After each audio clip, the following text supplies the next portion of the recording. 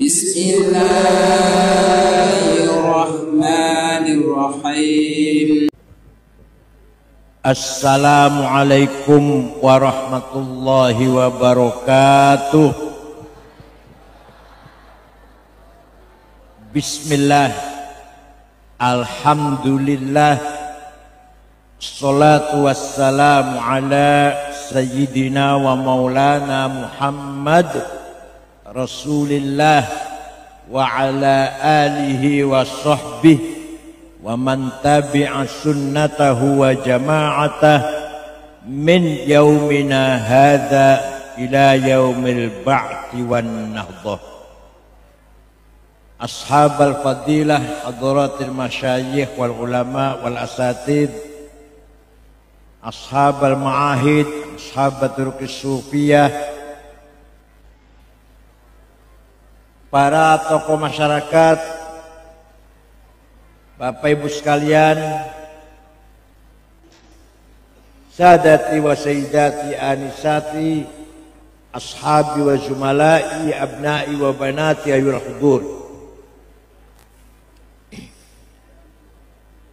Alhamdulillah, saya bisa silatul arham. Mudah-mudahan silaturahim kita ini ala barakatillah, menjadikan hidup kita penuh barokah. 15 abad yang lalu dunia dalam keadaan jahiliyah. Di sebelah barat ada negara Romawi, sudah punya agama Katolik, punya kitab suci Bible, The New Testament, punya pendidikan terutama di bidang pembangunan arsitek. Sampai sekarang tinggalannya masih bisa kita lihat. Punya undang-undang, punya aturan. Tapi masih ada sisi jahiliyah yang sangat mengerikan, yaitu pembesar negara dan pembesar agama paling senang mengadakan acara gladiator. Budak dan budak diadu, ditonton. Kalau sudah ada yang mati salah satunya, semua gembira tepuk tangan, acara sukses. Kalau sudah ada yang mati salah satunya. Inilah jahiliyah Romawi. Ada seorang kaisar namanya Nero, pernah membakar hidup-hidup 600 budak, ditancapkan di kanan kiri jalan, dan dia jalan sambil menikmati pemandangan 600 budak terbakar. Ini ada di filmnya, ada ini nonton film kiai-kiai nggak ruh ini. Betul apa nonton film sejarah nggak apa-apa. Ini film sejarah. Pernah ada pemberontakan, ada budak mencoba memberontak, ya pasti kalah. Dipimpin oleh Spartacus, ya kalah semuanya. Itulah jahiliyah Romawi. Padahal punya agama Katolik. Di sebelah timur ada negara sudah maju namanya Persia. Banyak filsafat, banyak pemikir, banyak intelektual, banyak pujangga. Tapi kezaliman merajalela. Undang-undang Hammurabi namanya. Undang-undangnya Hammurabi. Hanya untuk orang kecil. Kalau orang kecil yang salah melanggar hukum, dihukum seberat-beratnya.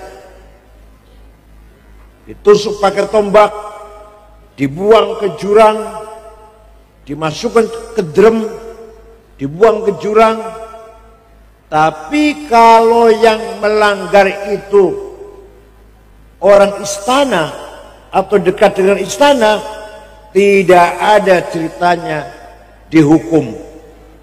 Ini Persia, ini cerita Persia saya ini, teman Indonesia bukan, di Persia sana. Dan dulu waktu jahiliyah, Barat Romawi jahiliyah, Timur Persia jahiliyah, di tengah-tengah ada bangsa Arab. Arab sempurna jahiliyahnya. Tidak ngerti agama, tidak ngerti kitab suci, tidak punya nabi, tidak punya undang-undang pendidikan, tidak ada. Hidup bersuku-suku, satu suku dengan yang lain musuhan, gak pernah akur. Kalau sudah perang puluhan tahun, pernah terjadi perang Tijar namanya, gara-gara ada tamu ontanya dicuri. Itu perang antara keluarga sukunya tamu dan sukunya yang ditamuin ini 40 tahun. Rasulullah masih umur 14 tahun waktu itu. Ikut membantu pamannya Abu Thalib membawakan anak panah. Mereka menyembah batu tanpa ada dasar teologi. Kalau orang Buddha, orang Hindu, orang Konghucu menyembah batu, tapi punya kitab suci, Mahabharata Gita, Rigveda, Confucius. Kalau orang Arab menyembah batu, udah titik. Gak ada dasar teologi yang gak ada. Gak ada kitab sucinya lah, nyembah batu.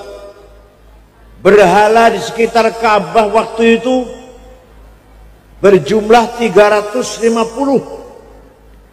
Antara lain namanya Al-Lata, Uzza, Mana, Hubal, Ya'uq, Yaghut, Nasr, Suwa, Wad.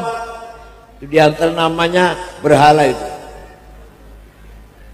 Kalau punya anak perempuan, daripada nanti jadi beban, memberatkan keluarga, dikubur hidup-hidup sejak begitu lahir. Daripada kalau besar jadi beban. Sayyidina Umar pernah mengubur anak perempuannya, begitu lahir kubur. Waktu masih jahiliyah. Rata-rata buta huruf, gak bisa baca, gak bisa nulis. Rasulullah sendiri buta huruf, gak pernah sekolah, gak pernah ngaji. Rasulullah yatim piatu, penggembala kambing, gak pernah punya pengalaman keluar negeri, gak pernah, buta huruf. Tiba-tiba yang namanya Muhammad ini tiba-tiba dakwah menyampaikan kebenaran, kebenaran akidah, kebenaran syariah, kebenaran akhlak perilaku, dengan menyampaikan Al-Quran yang dari sisi kontennya, isi Al-Quran sangat menakjubkan orang Arab. Dari sisi bahasanya, redaksinya sangat mencengangkan orang Arab. Semua orang Arab kagum dengan Al-Quran.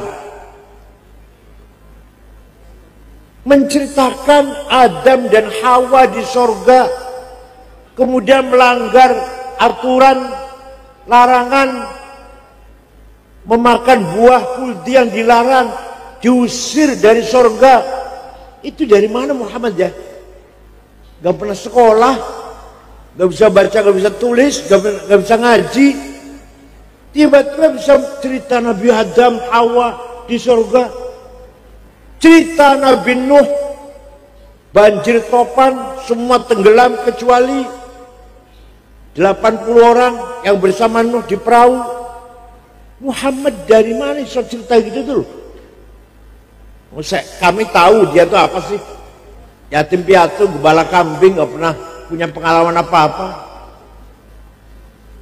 An-Nabiyul ummi buta huruf. Nabi Muhammad itu nggak bisa baca, nggak bisa tulis. Cerita Nabi Musa yang punya tongkat hebat, dipukulkan ke batu bisa keluar 12 air, 12 apa? Air mengalir.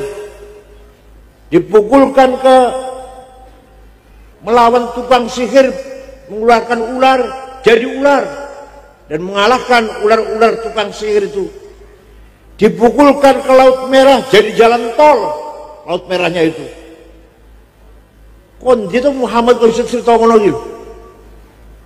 Cerita Nabi Isa Ibnu Maryam, Nabi yang dilahirkan tanpa ayah dari Siti Maryam Al-Batul, yang tetap perawan walaupun punya anak Isa.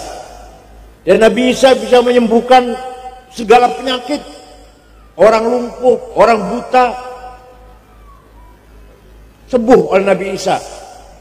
Yang heran ini Muhammad itu cerita gitu dari mana?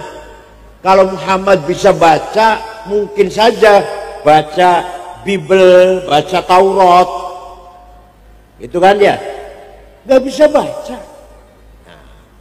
Nah, tapi menyikapi Al-Quran orang Arab, ada yang menerima, ada yang menolak. Yang menolak bukan tidak takjub dengan Quran, tapi isinya Quran itu mencaci maki berhala. Sedangkan saya bisnisnya jual berhala. Ya kalau saya ikut masuk Islam, bangkrut ekonomi saya. Misalkan yang diajarkan kiai ini bagus, tapi kalau saya ikut yang diajarkan kiai melarang khomer, melarang mabuk-mabukan. Loh, saya warungnya jualan khomer kok. Paham betul? Paham betul? Jadi bukan berarti mengatakan yang diajarkan kiai salah, enggak, benar. Hanya sayangnya kisah kalau ceramah melarang minum khomer. Loh, saya warung saya jualnya khomer. Ada lagi yang Muhammad itu benar, tapi kalau saya ikut Muhammad, gengsi. Saya ini darah biru, Tumenggung Raden Kanjeng Doro. Muhammad itu apa? Aduh, gengsi. Saya ini ningrat, turun keraton. Alah, bocah wingi sorel. Ada yang gitu. Ada lagi yang kalau mendengarkan Quran dari Muhammad ada ancaman neraka. Barang siapa dosa neraka. Waduh, daripada mendengarkan itu saya lebih nggak dengar lah. Lebih nggak dengar saya daripada mendengarkan ceramah. Barang siapa dosa, maksiat, mabok-mabokan, zina, membunuh orang, mencuri, neraka. Waduh, daripada mendengar itu lebih saya nggak ngaji lah. Ada yang itu, ada yang itu. Ada ya? Enggak ada. Orang baik-baik. Ini jahiliyah orang Arab dulu. Kalau yang menerima juga banyak. Antara lain Sayyidina Umar ibn Khattab.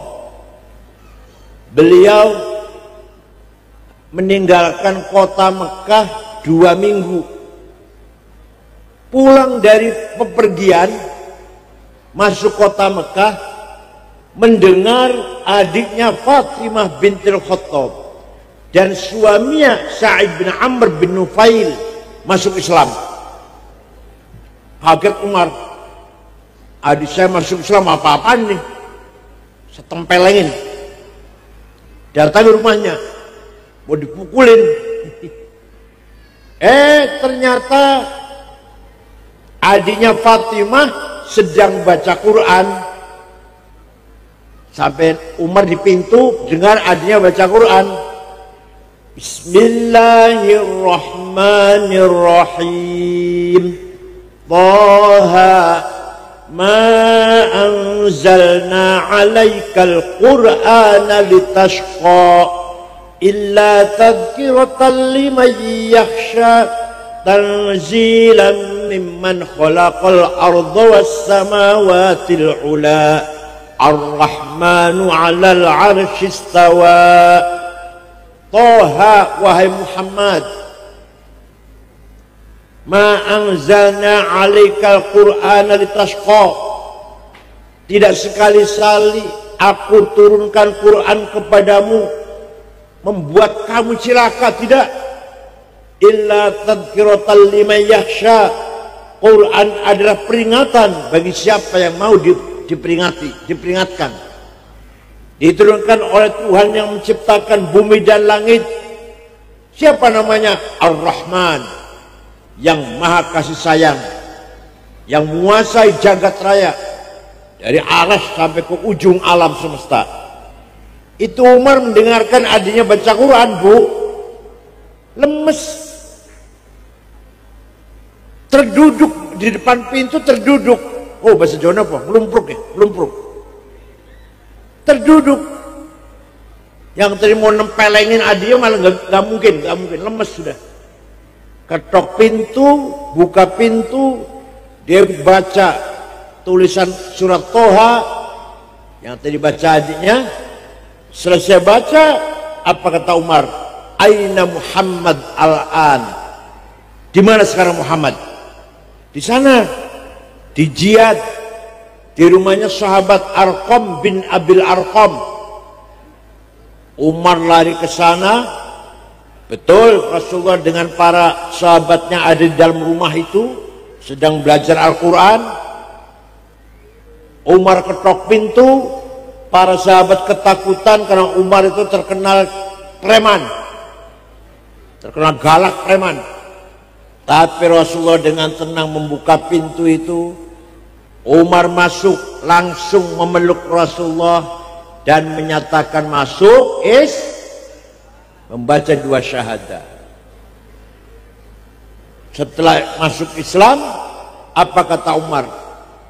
Ya Rasulullah, wahai Rasulullah, ya ashabi, wahai rekan-rekan semuanya, mulai besok sholat ngaji Quran di masjid, jangan di sini, jangan sembunyi di sini, di Masjidil Haram. Jangan takut ada saya, jangan takut ada saya. Wahai orang Mekah, barang siapa yang ingin istrinya jadi janda, yang ingin anaknya jadi yatim, lawan saya. Nah, jadi perjuangan harus ada orang kayak gitu. Jangan takut, perjuang NU, ada saya. Ada nggak? Ada belum? Jangan takut, ada saya. Udah punya belum orang kayak itu? Harus ada, harus ada. Negara juga ada TNI kok. Tujuan TNI kan gitu. Negara jangan minder, ada saya. Kan gitu, ada kami, ada TNI yang siap pertahankan negara. Walhasil yang namanya berjuang harus ada yang siap tempur. Paham betul? Bukan berarti radikal, tidak, bukan radikal, bukan. Tapi untuk membela kebenaran, dia siap berkorban demi kebenaran. Nah, itulah cerita sedikit tentang Islamnya Sayyidina Umar. Langkah pertama Rasulullah membangun masyarakat jahiliyah, huwallazi ba'atha fil ummiyina rasulan minhum yatlu alaihim ayatihi wa yuzakkihim wa yu'allimuhumul kitaba wal hikmah wa in kanu min qablu lafi dhalalim mubin. Langkah pertama Rasulullah membangun masyarakat yang primitif, yang biadab, yang buta huruf itu dengan menyampaikan bacaan Al-Quran. Maka setiap pesantren utamakan ngaji Al-Quran face to face, wajhan biwajhin, mubasyarah, satu-satu ngaji Quran tuh. Nggak mungkin guru baca terus ayo ikut, nggak akan bagus, nggak akan sempurna. Guru baca di kelas, anak ayo ikut, ayo nirukan anak-anak, nggak mungkin bagus. Satu-satu, antri satu-satu. Itu ngaji Quran caranya seperti itu, supaya benar bacanya. Orang Arab, Bu, orang Arab tidak mengerti pendidikan atau ilmu pengetahuan yang dipuji-puji oleh orang Arab hanya 3 macam orang. Satu, syair, penyanyi. Wah, Muhammad ini nyanyi itu. Quran masih itu, Quran dianggapnya penyanyian. Puisi itu, sajak itu. Karena Muhammad ini terkenal biar dipuji-puji oleh masyarakat, maka dia selalu baca sajak, baca puisi. Quran menjawab, wa ma 'allamnahu syi'r wa ma, yang bagilah Muhammad, yang dibaca Muhammad bukan syair, bukan puisi, bukan sajak, dan Muhammad tidak pantas belajar bersyair. Jadi orang jahiliyah itu, Bu, tidak menghormati siapa-siapa kecuali penyanyi, penyair. Jadi kalau orang sangat ngefans dengan Inul, dengan penyanyi, berarti masih enggak jawab. Kalau orang sangat mencintai penyanyi, keterlaluan, berarti masih jahiliyah. Berarti boleh senang nyanyi, boleh, asal ojo kebangetan. Mosok ndelok dangdut kan orang sholat isya, orang sholat subuh, nggak boleh. Senang sederhana, sedang-sedang saja boleh. Ada pernikahan, ada nyanyian karena senang gembira nikah, atau ada apalah sesuai acara yang harus digembirakan, nyanyi sederhana, tapi jangan keterlaluan. Kalau keterlaluan berarti apa, Abu? Jahiliyah. Apa? Yang kedua, orang Arab menganggap Muhammad itu, yang dibaca Muhammad, mantra-mantra kedukunan itu. Quran jawab, wala biqauli kahin. Yang dibaca Muhammad bukan mantra-mantra dukun. Muhammad ingin terkenal itu, yang dibaca itu mantra-mantra dukun itu. Quran jawab, bukan mantra-mantra dukun. Kalau masih sangat percaya kalau dukun, berarti boten apa kalau sowan sekali-kali minta doa nggak apa-apa. Itu kalau sangat orang golek duit hanya mengandalkan jampi dari dukun, salah itu. Gak sekolah nanti pinter dewe, gak cari uang nanti yang kaya sendiri. Soalnya itu aku duwe jampi ini, salah itu. Yang ketiga, orang Arab menuduh Muhammad, yang dibaca Muhammad tuh santet, sihir. Quran menjawab, wa ma yang mereka menuduh wa yaquluna in hadza illa sihrun mubin. Ini baca Muhammad ini jelas sihir ini. Quran itu dia katanya sihir. Quran menjawab, wa ma yantiqu 'anil hawa Idwa illa wahyu yuha. Yang dibaca Muhammad bukan dari hawa nafsunya, bukan dari kemauan kepentingan dirinya. Yang dibaca Muhammad adalah wahyu langsung dari Allah, bukan kemauan apa kepentingan dirinya, bukan. Jadi percaya karo dukun santet berarti percaya betul, percaya betul.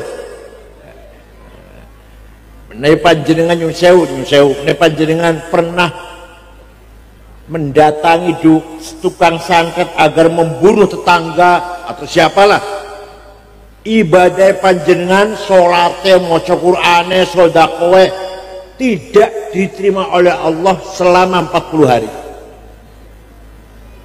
Sekali saja minta tolong pada orang agar nyantet si A misalkan, di panjenengan yang sewu ibadah 40 dino oleh terima karena Allah, sholatnya, maca Qur'ane, sedekah dari terima oleh Allah. Jadi berat sekali kalau kita nyantet orang, berat sekali. Quran waktu zaman Rasulullah tidak ditulis karena semua sahabat hafal. Ngapain butuh tulisan? Seperti saya hafal kulhu, falak, nas, al-fatihah. Yang gak usah ditulis lah, gak usah, orang butuh tulisan. Panjenengan hafal kulhu, butuh tulisan betul? Gak butuh. Lah semua sahabat Nabi itu hafal Quran, maka Quran tidak ditulis. Nabi tidak memerintahkan agar Quran ditulis. Walaupun sebagian sahabat nulis, tapi nggak sempurna, 30 juz tidak. Ada yang menulis surat Yasin, ada yang menulis surat Baqarah, nggak ada yang sempurna. Setelah Islam berkembang, Khalifah Abu Bakar As-Siddiq mempunyai pendapat, ini orang Islam tidak semua hafal Quran ini, gak mungkin. Maka Quran harus ditulis. Sayyidina Abu Bakar membentuk tim penulis Quran 10 orang. Ketuanya sahabat Zaid bin Thabit, tulis 30 juz, dibagi-bagi ke kota-kota, Kufah, Basrah, Baghdad, Damaskus, Palestina, Kairo. Ya, lama-lama bacaan satu kota dengan yang lain bertentangan, beda-beda, bahkan bertentangan bacanya. Maka ketika Khalifah Utsman bin Affan mempunyai pendapat Quran harus ditulis ulang, semua yang ada di kota-kota tarik ke Madinah, ditarik ke Madinah, dari Baghdad, dari Palestina, dari Damaskus, dari Kufah, dari Basrah, tulis ulang. Ditulis satu naskah, yang lain bakar. Nah, dari sejak itu sampai sekarang namanya Mushaf Utsmani. Apa namanya? Jangan tinggal di Quran tulisannya Mushaf Utsmani pasti. Gimana? Jangan dikira mushaf tulisannya Pak Utsman dodol basun ngalun-ngalun, enggak, itu bukan. Utsman siapa? Utsman siapa? Khalifah Utsman bin Affan, bukan Mang Utsman yang jualan mendoan, bukan.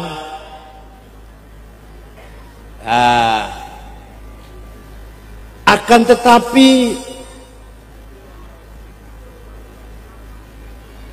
tulisan Quran zaman Sayyidina Utsman belum sempurna tulisannya, belum sempurna.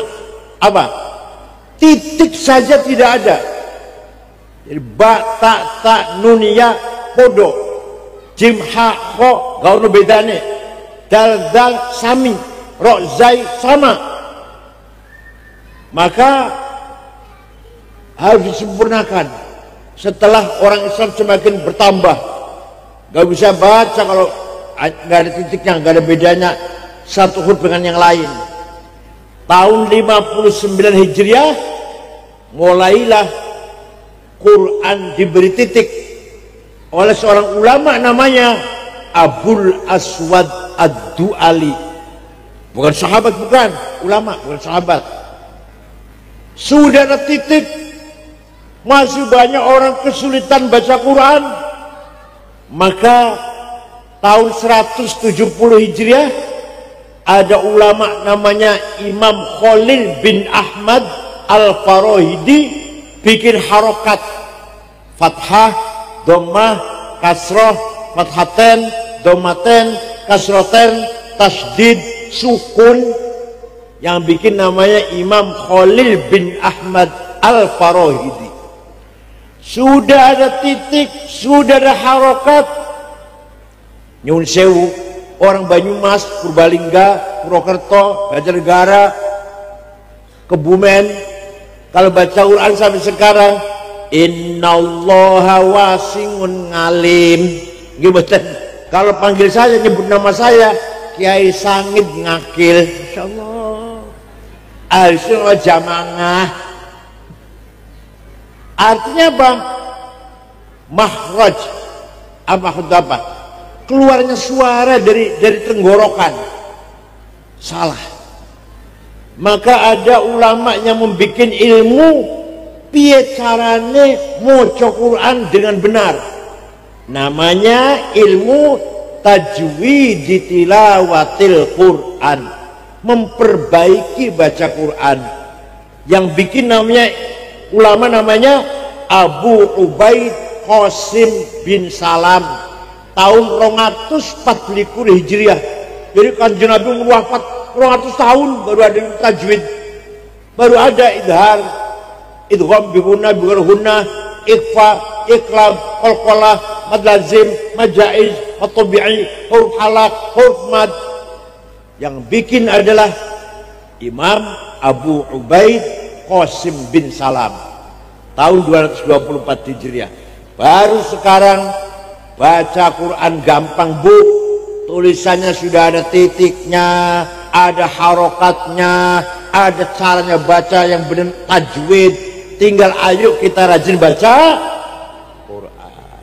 Bangun tidur, sebelum lisan ini dipakai ngomong dengan orang, ayo kita ngomong dengan kalamullah. Kita suarakan kalam, baca Quran dulu. Nanti jam 10 gampang tukaran karo tonggo kenal silahkan. Betul-betul yang tukaran. Ini artinya silakan lisan dipakai untuk orang lain kalau sudah setelah baca Quran. Tapi bangun tidur, yang pertama kali kita keluar dari lisan kita kalamullah. Siap, Bu? Siap? Siap? Kalau yang belum bisa, ayo belajar.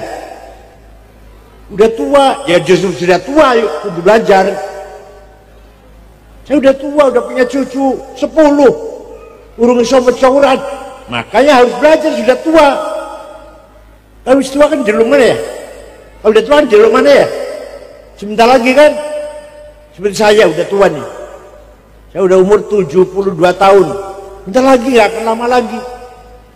Kalau belum bisa baca Quran sudah 72 kayak saya ini, harus belajar. Justru sudah tua, cedek mati nih, ayo belajar Quran. Paham buatan, Bu? Ayo belajar baca Quran. Durung hatam, kok sudah meninggal dunia, insya Allah Quran yang belum hatam itu akan menjadi syafaat bagi kita semuanya. Ayatu haqqin minar rahmani muhdatsatun qadimatun sifatul mausufi bil qidami damat ladaina fafaqat kulla mu'jizatin minan nabiyina id ja'at walam tadumi qarrat biha ainu qariha faqultu lahu laqad dhafirta bihablillahi fa'tasimi in tatluha khifatan min harri nari ladha atfa'ta nara ladha min wardiya syabimi. Quran itu sangat unik. Uniknya gimana? Dari lahirnya mushaf, lahirnya baru dicetak di Madinah, dicetak di Surabaya, di Jakarta tahun sekian, kertasnya barang anyar, tintanya barang baru, yang menulis, yang mencetak manusia, makhluk baru. Berarti Quran baru ini. Paham betul? Hadithah. Tapi Quran sebagai sifatul kalamillah, sifat kalamnya Allah, qadimah, azali, qadim. Ya Quran itu ya baru, ya azali, ya hadithah, ya qadimah. Quran itu dari sisi lahir mushafnya baru, dicetak tanggal sekian tahun sekian, baru kan, ada tanggalnya, ada harinya. Tapi sebagai sifatul kalam lidzatil qadimah, zatnya Allah, maka Quran qadimah.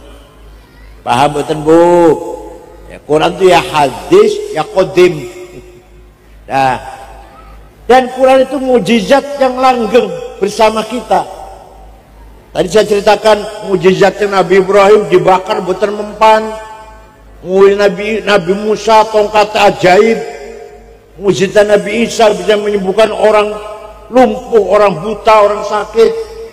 Tapi sudah nggak ada, tinggal beritanya, tinggal kisahnya. Tapi kalau Quran sebagai mukjizat Rasulullah sampai sekarang masih ada. Ila yaumil qiyamah. Beda dengan mukjizat Nabi Musa, tongkat udah nggak ada, sudah tinggal ceritaan kok, kisahnya begini-begini. Mukjizat Nabi Ibrahim dibakar orang mempan, Nabi Nuh semua tenggelam kecuali Nabi Nuh dan 80 orang. Nabi-nabi yang lain dah mukjizat luar biasa, tapi hilang sudah. Kalau Quran sampai sekarang, paham betul Bu? Qarrat bi ainu qari fa qultu lahu laqad dhafirta bihablillahi fa'tasimi. Quran kalau dibaca membikin kita tenang, gelisah, utangnya akeh, dagangnya bangkrut, pertanian gagal, nyalon DPR gagal. Ayo baca Quran, insyaallah atine tenang. Istrinya lari kembali ke orang tuanya lah. Istrinya lari, anaknya menyakitkan, ditukari tonggosan, tangganya galak-galak, mau Quran, insya Allah hatinya kita tentrem. Percaya badan, percaya badan, ayo dilakon, percaya kali itu dilakon monggo. Ini lagi gelisah, bukan enak rasanya, mau Quran, insya Allah tenang hatinya. Intatlah khifatul harira nadha. Kalau kita takut siksa neraka, kalau kita wedi siksa neraka, baca Quran, itu berarti kita sedang memadamkan api neraka. Kita takut neraka, takut siksa neraka, baca Quran, itu berarti kita sedang memadamkan api neraka. Intatluha khifatan min harri nari ladha atfa'tana roladha min wardiya syabimi. Setelah Rasulullah menyampaikan Al-Quran, langkah kedua wa yuzakkihim, Rasulullah membentuk mental jati diri orang Arab, orang Islam yang sudah masuk Islam, yang tadinya nggak ngerti aturan, ngerti aturan, yang tadinya nggak ngerti iman, yang tadinya nggak ngerti syariat ibadah, ngerti ibadah, yang tadinya tidak ngerti akhlakul karimah, ngerti akhlakul karimah. Kanjeng Nabi membangun masyarakat yang tadinya biadab, primitif, menjadi angkatan generasi manusia yang ideal. Tiba-tiba sahabat Nabi Muhammad menjadi manusia yang ngerti keadilan, ngerti kebersihan, ngerti undang-undang, ngerti tata tertib, ngerti sopan santun. Masya Allah, muridnya Kanjeng Nabi. Begitu pula panjenengan Bu, nggak ada anak pengen ngerti tentang adab, akhlak, agama, akidah syariah, ayo pesantrenkan ke pesantren Darus. Orang Arab tadinya nggak ngerti sesuci, nggak ngerti makan harus makan hewan disembelih dulu, nggak ngerti, bangkai pun dimakan. Orang jahiliyah punya anak perempuan tadi ditanam hidup-hidup, dikubur hidup, setelah masuk Islam meninggalkan itu semua. Suka perang, mudah perang, sampai sekarang udah perang sampai sekarang. Tapi waktu zaman Rasulullah damai, gak ada orang Arab dengan orang Arab perang, antar suku gak mudah perang. Ya Allah, sukses Nabi Muhammad wa yuzakkihim, membangun akhlaknya orang Arab. Wa innamal umamul akhlaqu ma baqiyat fa inhumu dhahabat akhlaquhum dhahabu. Martabat derajatnya wong tergantung akhlaknya, bukan agamanya. Bambu-bambu bukan agamanya. Yang ditanyakan bukan agamanya apa, enggak. NU apa Muhammadiyah, enggak tanya, enggak. 01 apa 02 apa 03, enggak ditanyakan itu. Yang ditanyakan baik-baik tidak ya? Oh baik-baik. Saya pernah ke sana sholat di masjid, dompet ketinggalan toilet 2 hari masih utuh. Ojo suwali ojo apa? Saumpama niki mboten kula, saumpama tok niki. Baik-baiknya ya. Waduh, hati-hati kate. Ngati-hati maling kabeh. Saumpama niki ngomong. Aku pernah sholat nang masjid, sepatu hilang. Koncoku pernah sepeda motor hilang. Gak aman, aku gak aman, hati-hati. Ayo derajatnya turun betul. Ini contoh kecil. Contoh besar. Negara Afghanistan terdiri dari 7 suku. Kita sukunya 400 lebih Indonesia ini. Afghanistan hanya 7 suku. Agamanya 100% Islam. 97% ahli sunnah wal jamaah, 3% Syiah. Perang saudara, paten-patenan, bom-boman, sudah 1 juta lebih orang mati sesama Afghanistan, sesama Islam. Sudah lebih dari 40 tahun bom meledak di mana-mana, di jalan, di kantor, di pasar, di madrasah, di rumah sakit, di masjid. Lagi sholat Jumat ada bom yang mati 800 2 tahun yang lalu kan. Lagi maulid Nabi bom meledak, lagi acara maulid Nabi. Presidennya hafal Quran, presidennya hafal Quran, namanya Profesor Burhanuddin Rabbani, dibunuh oleh Taliban. Kafir antek Amerika ini. Coba hafal Quran kafir katanya, hafal Quran kafir. Oh lu bercawadon nyanyi ditembak mati. Kenapa? Perempuan haram nyanyi. Oh jadi nyanyi haram, mati ini orang haram. Afghanistan tuh. Ayo sampai sekarang belum aman Afghanistan. Islam kabeh. Ayo panjenengan pengen buatan mereka, pengen buatan. Tapi suang-suli pun Jepang agamanya nggak jelas, namanya agama Shinto, bukan Islam, bukan Kristen, bukan Buddha, bukan Hindu, namanya agama Shinto, tapi orang Jepang tertib, bersih, gak ada copet, gak ada jambret, gak ada calo wonten, wonten, alhamdulillah. Pejabat gak ada yang korupsi. Ibu kota Tokyo segitu ramenya, boten wonten polisi jaga jalan, supir semua tertib, nggak ada yang melanggar. Supir itu bukan apa-apa, malu kalau melanggar. Pejabat tidak korupsi bukan takut neraka, nggak ngerti neraka orang Jepang maupun neraka ini. Malu kalau ketahuan. Saya malu, istri malu, anak cucu malu, saudara semuanya malu kalau saya ketangkep korupsi. Turun Jepang. Waktu kesebelasan sepak bola Jepang main di Doha Qatar, di negara Qatar, ratusan anak Jepang nonton, pemuda Jepang nonton, supporter. Bubar dari main, bekas duduknya penonton Jepang bersih, tidak ada satu helai sampah pun, orang plastik, orang puntung rokok.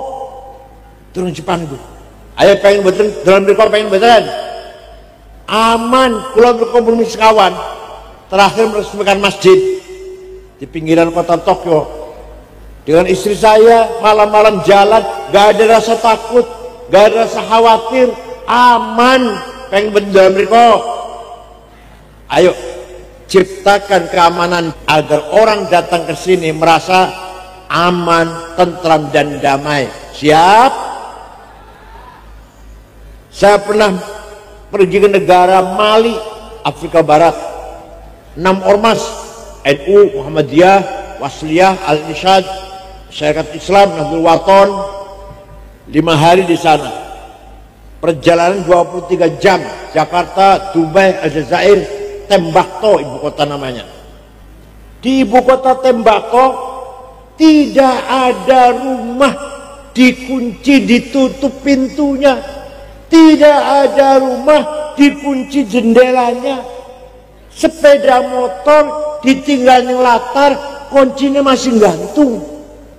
Ayo coba di rumah gak usah dikunci ya, sepeda motor gak usah dimasukkan, tinggal di latar ya. Coba dicoba, coba. Islam semua padahal rajin ngaji semuanya. Negara Mali. Saya pernah pergi ke negara Australia tahun 2012, sudah lama, 2012. Undangan selama muter-muter 6 kota. Canberra, Melbourne, Adelaide, Brisbane, terakhir ibu kota Sydney.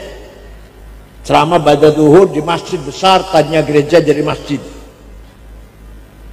Berasar, ba'da asar, belanja oleh-oleh, besok mau pulang. Kaos, gantungan kunci, kipas, kenang-kenangan lah. Dapat 1 kardus, bawa ke hotel, beresin.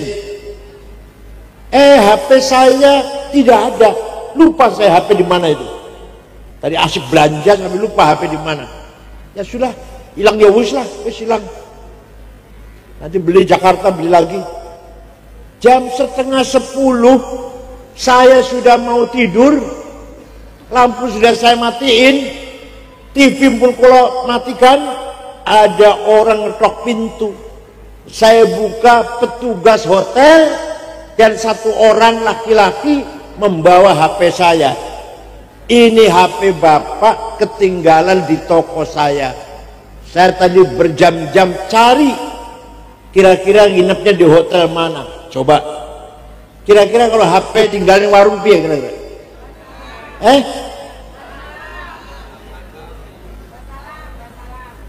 Ini namanya akhlak. Apa namanya?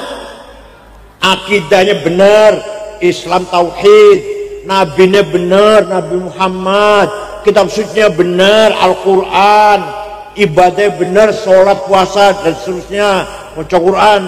Tapi akhlaknya di Cirebon, orang Cirebon lah, orang Cirebon masih sangat jauh dari yang ajaran Islam diajar oleh agama Islam. ada teroris yang mengatasnamakan Islam. Cirebon gak ketinggalan. Saya itu di Lamongan dulu ya. Amrozi, Ali Hufron, Ali Imron, Mukhlas. Pasuruan, Salim Mubarak At-Tamimi. Batang, Dulmatin. Pemalang, Umar Patek, namanya Hisham Bawazir namanya. Lagi Tegal, Ahmad Ali. Cirebon, Saifuddin. Kuningan, Syarifuddin. Indramayu, Muazzam. Banten, Imam Samudra. Lampung, Baraja. Alhamdulillah Cirebon nggak ketinggalan, ada itu. Cianjur, Hambali. Ini masih ada, Hambali masih hidup nih, di penjara Amerika internasional tuh. Ya Allah, dengan mengatasnamakan Islam, akidahnya benar, ibadahnya benar, tapi cara berpikir, akhlaknya yang murat-marit itu. Pada dalam Al-Quran dikatakan, wala tasubbul ladzina yad'una min dunillah fayasubbullaha adwan bighairi ilm kadzalika zayyana likulli ummatin amalahum. Jangan sekali-kali kamu orang Islam mencaci maki non muslim. Jangan caci maki orang yang tidak menyembah Allah. Jangan. Wala tasubbul ladzina yad'una min dunillah. Saya ciptakan, kata Allah, saya ciptakan setiap umat mempunyai kebanggaan masing-masing. Kadzalika ja'alna likulli ummatin amalahum. Kadzalika zayyana likulli ummatin amalahum. Agamanya mereka bangga, kita juga bangga. Bahasanya mereka bangga dengan bahasanya, kita juga bangga. Budayanya, seninya, lagu-lagunya, cara model rasa masaknya, model pakaiannya, kita punya kebanggaan, mereka juga punya kebanggaan. Tidak boleh saling mencaci maki. Orang Jawa tidak boleh mencaci maki orang Sunda, orang Sunda nggak mencaci maki orang Madura, tidak boleh mencaci maki orang Melayu, Batak, Dayak, Ambon, Bugis, turunan Arab, turunan Cina, nggak boleh. Wala udwana illa 'alal zalimin, kata Rasulullah. Setiap khutbah pasti pesan begitu. Setiap khutbah Jumat. Tidak boleh ada permusuhan kecuali kepada yang melanggar hukum, yang zalim. Selama tidak melanggar hukum, tidak boleh permusuhan karena beda agama. Oh, ini Kristen, ini musuh saya, nggak boleh. Atau beda suku, ini Cina, ini musuh kita, ini nggak boleh. Wah, ini 003, 01 ini musuh saya, ini nggak boleh. Beda partai, beda madhab, beda aliran, beda ormas, kecuali kalau orang itu melanggar hukum. Korupsi, bos narkoba, bos judi, pembunuh, perampok, pelaku kriminal, itu mari kita jadikan musuh bersama. Apalagi bos pijat, nonton, pijat nonton, betul nonton ya? Alhamdulillah, Cirebon kanan, Cirebon, pantai pijat, rumah pijat, griyo pijat, oh kanan Cirebon. Betul nonton? Ketinggalan. Cirebon orang ketinggalan. Ya Allah. Apalagi di puncak Bogor, Cianjur itu. Waduh. Ramai sekali itu. Walhasil tidak boleh ada permusuhan karena beda agama, beda suku, beda budaya, beda tradisi. Kecuali boleh, bukan hanya boleh, harus kita anggap musuh orang yang zalim, yang melanggar hukum, pelaku kriminal, kejahatan, harus kita anggap musuh bersama. Tidak pandang bulu siapa itu orangnya. Paham betul? Itu akhlak Rasulullah sallallahu alaihi wasallam. Waktu Kanjeng Nabi 8 tahun di Madinah, kemudian masuk kota Mekah diikuti 12.000 sahabat. Kanjeng Nabi hijrah dari Mekah ke Madinah dengan rasa takut. sembunyi-sembunyi, gelap-gelap malam-malam dengan Sayyidina Abu Bakar berdua. Tapi setelah 8 tahun datang ke Mekah dengan 12.000 sahabat. Orang Mekah ketakutan, pasti Muhammad balas dendam. Rasulullah, mereka Rasul salah. Pasti Muhammad balas dendam besok ini. Pasti Mekah berdarah-darah. Semua sembunyi dalam rumah, kunci pintunya. Nabi Muhammad masuk ke Mekah sekitar jam 9-10 waktu duha lah, dengan mengumumkan al-yaum yaumul marhamah, hari ini hari kasih sayang, tidak ada balas dendam, saya maafkan semua yang dulu sering melempari batu pada saya, sering mengganggu menyakiti saya maafkan. Yang dulu membunuh sahabat Yasir, Sayyidah Sumayyah, saya maafkan. Yang dulu menjemur Bilal di padang pasir, saya maafkan. Yang dulu memenjarakan, memborgol, merantai sahabat Suhaib Ar-Rumi, saya maafkan. Tidak balas dendam, saya maafkan. Setelah mendengar Nabi Muhammad mengatakan saya maafkan, semuanya keluar dari rumah menyalami Nabi Muhammad, menyatakan masuk berbondong-bondong menyalam Muhammad, bi abi wa ummi antal karim ibnil karim ibnil karim, demi ayahku demi ibuku engkau sungguh orang mulia, putra dari seorang ayah yang mulia, cucu dari seorang kakek yang mulia. Mulia apanya? Akhlaknya. Allah memuji, ya Allah, nyun sewu, saya muji banyak, medsos dulu muji saya banyak, yang caci maki juga banyak, tapi yang muji saya tidak bangga. Kenapa?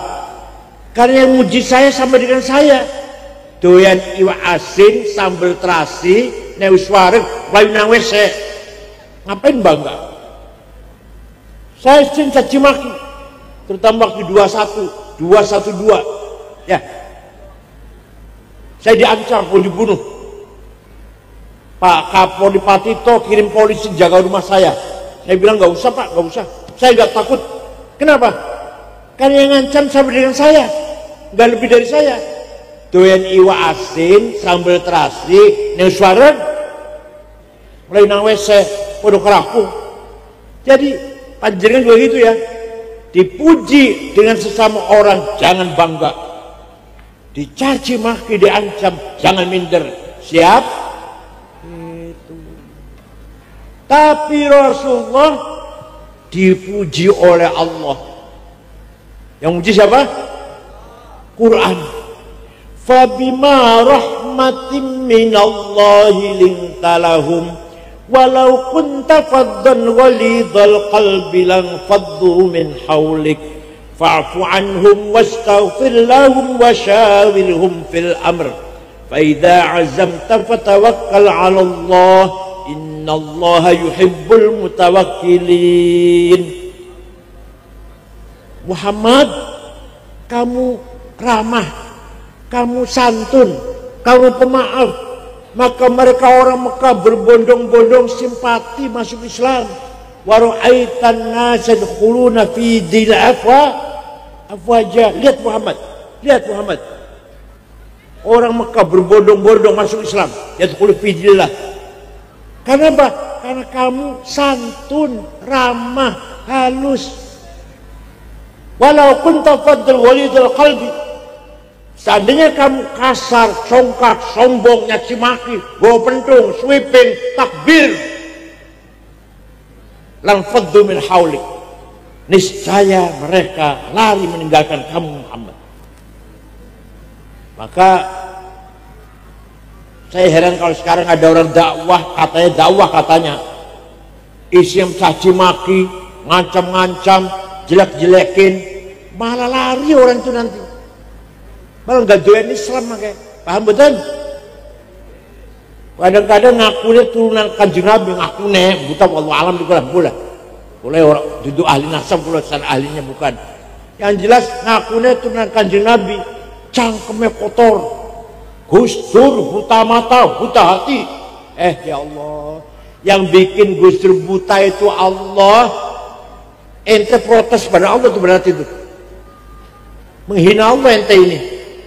Gus Dur buta mata, buta hati. Yang bikin matanya Gus Dur buta siapa? Buta hati, gak bener sama sekali. Gus Dur di rumah sakit habis dioperasi sarafnya, kepalanya di rumah sakit, digeraji, dioperasi. Di kamar ada orang 5. Saya, Pak Muhammad Iskandar, Pak Saifullah Yusuf, Ketua Golkar Jawa Tengah dulu Haji Wisnu namanya.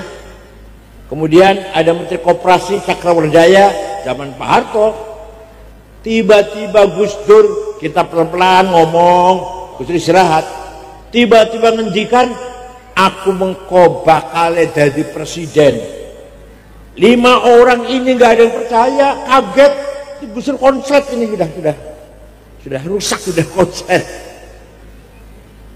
Setelah jadi presiden, ajudannya namanya Kolonel Sutarman. Waktu itu masih kolonel, belum istilah kombes, belum polisi. Pak Tarman mengko bakal sampeyan dadi Kapolri. Betul percaya nih Pak Tarman, betul percaya itu. Tenan dari Kapolri.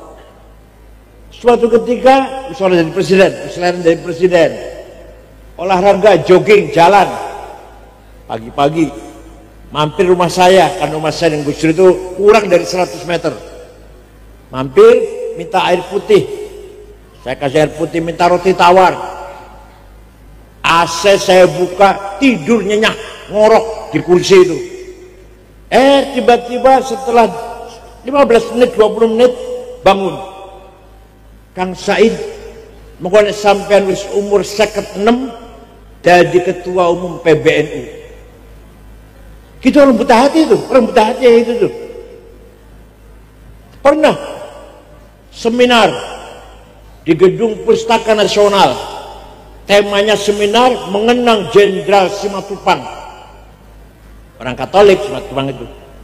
Narasumbernya 4 orang, 2 Muslim, 2 Katolik. Yang Katolik Romo Muji Sutrisno dan Yakub Utama yang punya Kompas, orang Kompas, almarhum juga. Yang Muslim Gus Dur dan Jenderal Rudini seminar. Saya ngantar beliau. Gak mau naik di atas, duduk di bawah dulu. Yang 3 udah di atas, beliau di bawah. Tidur, ngorok, kemeringet malah. Orang semua tahu Gus Dur tidur, orang semua tahu. Pas giliran Gus Dur bicara, udah orang 3 udah bicara, saya bangunkan. Gus, panjenengan Gus, naik. Omongannya orang 3, Pak Rudini, Romo Muji, Yakub Utama, dikomentari semua. Ayo, dari mana itu? Gitu buta hati namanya. Orang buta hati kayak gitu tuh. Yang ngomong gitu Rizik Syihab. Gus Dur buta mata, buta hati. Said Akil bego, ya nggak apa-apa kalau saya kata bego, nggak apa-apa, biasa lah. Ya Allah, barangkali niatnya dakwah Islam, tapi dengan cara begitu salah besar. Walau kunta faddan ghalidhal qalbi lang faddu min haulik. Seandainya kaum Muhammad kasar, congkak, sombong, hantam sana, hantam sini, lari orang itu. Gak masuk Islam nanti. Para wali songo dakwah di Pulau Nusantara ini dengan bahasa yang halus, tidak ada caci maki, gak ada kekerasan. Tanpa kekerasan wali songo sukses mengislamkan masyarakat Nusantara, mengalahkan kerajaan Majapahit, kerajaan Pajajaran, Sriwijaya tanpa diperangi. Hilangkan PDW, hilang Sirno, Ketanian Bumi. Ya Allah, luar biasa wali songo itu. Dakwanya dengan bil hikmah wal mau'izah hasanah. Jadi wa yu'allimuhumul kitab. Orang Arab yang tadinya bodoh menjadi ulama besar. Al-Ghazali, Ibnu Sina, Ibnu Rushd, Abu Hanifah, Bukhari, Muslim, dan seterusnya banyak banget sudah. Dan wal hikmah, orang Arab yang tadinya hatinya hitam menjadi hati yang padang, mempunyai wisdom, ngerti tentang bagaimana membangun akhlakul karimah, membangun kemakrifatan dalam hati mereka, itu berkat Al-Qur'an. Maka ngaji Quran berilmu dan berhikmah, hatinya bersih. Berilmu yang hatinya kotor percuma itu. Penjara penuh dengan orang pinter tuh. Jadi penjara sekarang suka miskin, itu yang korupsi itu orang pinter-pinter itu, insinyur, doktor. Tapi insya Allah kalau putra panjenengan pinter dan berakhlak, berhati mulia, sahibul hikmah, sahibul ilm, sahibul akhlak, tazkiyah, dan sahibul hikmah. Amin ya robbal alamin. Cekap semanten mawon, mugi-mugi apa yang kita aturkan wonten manfaatipun. Syukran wa dumtum fil khairil barakati wan najah. Mudah-mudahan ala barakatillah bil hayatil mutmainnah war rafahiyah wassalam, tenang, tentrem, damai, hidup dengan sejahtera, kuat persaudaraannya. Mudah-mudahan kita semua ala barakatillah fid dunya wal akhirah. Sugih barokah, melarat barokah. Yo ojo melarat ta, sugih barokah, pinter barokah, menang jadi bupati jadi apa lah barokah. Sebenarnya barokah itu menang barokah, sugih barokah karena roman dermawan, pinter doktor, SH, insinyur barokah karena mengamalkan ilmunya, berakhlakul karimah. Mudah-mudahan kita semua dikumpulkan oleh Allah dengan ruhul kulli, ruh universal, ruhnya para nabi, para mursalin, dan para salihin, anbiya was salihin. Nanti di akhirat mereka menjadi ruhul kulli, ruh universal. Kita yang parsial ini, yang juz'i ini, bisa bergabung dengan ruh universal. Bismillahirrahmanirrahim.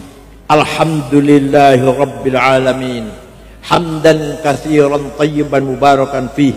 Allahumma sholli sholatan kamilatan wa sallim salaman tamma ala sayyidina Muhammadin alladzi tanhallu bil fariju bil qurab wa tuqadda bil hawaij wa tunal ghaib wa husnul khatim wa sasrul ghamam wajil karim wa ala alihi wa sahbihi fi kulli lamhatin wa nafsin min kulli ma'lumin lak. Allahumma inna nas'aluka bi annaka antallahu la ilaha illa antal ahadus samad alladzi lam yalid wa lam yulad wa lam yakul lahu kufuwan ahad badi'us samawati wal ard an tuwaffiqana wa auladana bil a'malis salihah wa tahfadhna wa auladana minal mihani wal fitan wa anjilna wa iyyahum min ibadikas salihin. Inna nas'aluka bi qa'idil 'izzi min 'arsyik wa bi muntahar rahmatin min kitabik wa bismikal a'la wa majikal asna wa isyraqi nuri wajhikal ajal adla fadlikal karim wa judikal amim wa bi kalimatika tammati lati la yujawizuna baru wala fajir ya akramin ya hasibu ya jalil an tusahhila umurana wa taqdiya hajatina wa tuballigha maqasidana min maqasidinya wal akhirah ya ghani ya hamid ya mubdi ya mu'id ya rahim ya wadud aghnina bihalalika haramik wa bi ta'atika an ma syi'ta fadlik amman siwak ya wasil maghfirah rabbi yassir wa la tu'assir rabbi atmilna bil khair wal yatalattaf la yash'uranna bikum ahada rabbana khtim lana bil iman wal islam waj'al 'inda intihai ajalina min hadhihi dunya akhir kalamina kalimat la ilaha illallah rabbana atina fid dunya hasanah wal akhirati hasanah wa qina adzaban nar sallallahu alaihi wasallam muhammadin nabiyil ummi walhamdulillahi rabbil alamin. Al-Fatihah.